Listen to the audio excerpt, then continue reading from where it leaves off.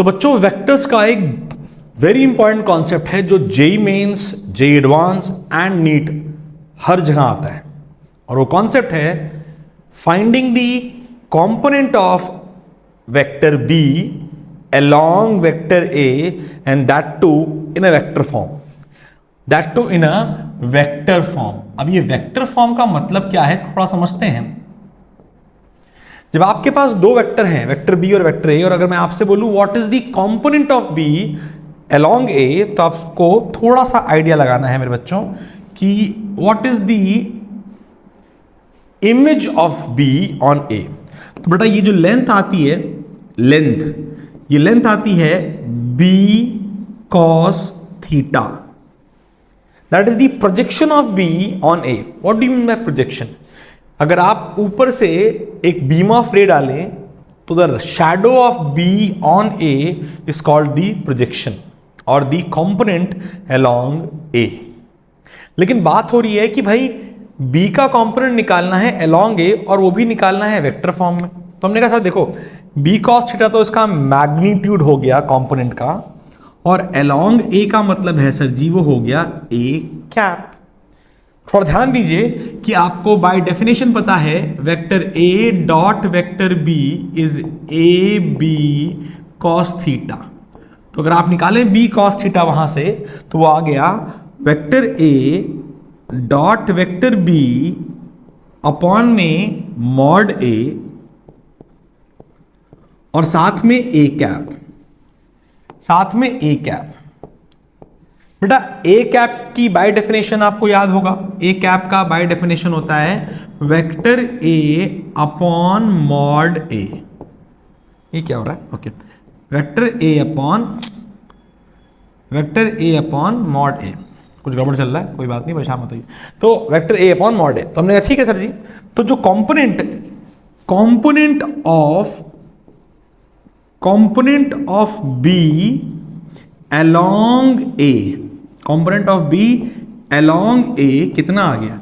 ये आ गया mod A dot B upon mod A into A cap. Modified form में, सुंदर फॉर्म में ऑब्वियसली ये हो गया। पहले आप निकालिए A डॉट बी, ओके, फिर लिखिए वेक्टर A और नीचे मॉड A दो बार है तो वो हो गया मॉड A का स्क्वायर। अब देखने में काफी आसान लग रहा है, लेकिन अगर कॉन्सेप्ट फंडा क्लियरिटी से सीखोगे तो गलत कभी नहीं होगा। अब इसको बेटा लिखते कैसे हैं, ध्यान देना। ये क्या हो गया? Component of vector B along vector A. ऐसा सही है, सिंपल है। यानी अगर आपको कभी पूछा जाए कि कंपोनेंट ऑफ बी अलोंग ए निकालो तो ए डॉट बी निकालो, वेक्टर ए अपॉन मॉड ए का स्क्वायर हो जाएगा। सिमिलरली अगर कोई आपसे कहता कि what is the component of A along B, तो कैसे निकालोगे? कॉन्सेप्ट बहुत सिंपल है। आप पहले लिखोगे ए का जो कंपोनेंट बी पर होगा वो होगा ए कॉस थीटा, अलोंग बी है तो बी कैप हो जाएगा, ए कॉस थीटा हो जाएगा B vector upon B vector upon A, and then similar form में फॉर्मूला बन जाएगा A dot B vector upon mod B का स्क्वायर। ऑब्वियसली क्वेश्चन को हर बार समझ के करो, गलती होने के चांसेस नेग्लिजिबल होंगे। ऐसा नहीं है कि आपको ये फॉर्मूला याद करना है, इट इज नॉट पॉसिबल कि आप ये फॉर्मूला याद कर पाए। पॉसिबल ये है कि जब भी क्वेश्चन आपके सामने आए तो उसको कैसे अटेम्प्ट करना है। आपसे बोला गया एक वेक्टर ए है, एक वेक्टर बी है और आपको बी का कंपोनेंट ए पे निकालना है, तो आपने बोला सर कोई दिक्कत नहीं, बी का component of B vector along A vector will have two components, मतलब two parts. First will be B cos theta जो उसका मैग्नीट्यूड होगा, और second will be A cap.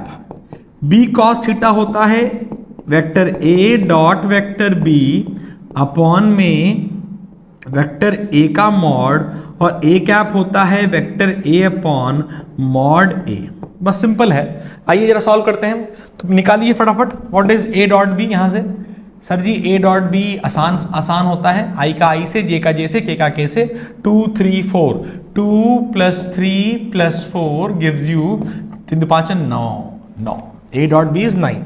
Now mod A की जरूरत पड़ेगी, तो मॉड ए आप फटाफट निकाल लीजिए। मॉड ए हो जाएगा अंडर रूट ऑफ 2 का स्क्वायर, 3 का स्क्वायर, 4 का स्क्वायर, अंडर रूट ऑफ 4 9 16 25 4 29, कितना हो गया 29, अंडर रूट ऑफ 29।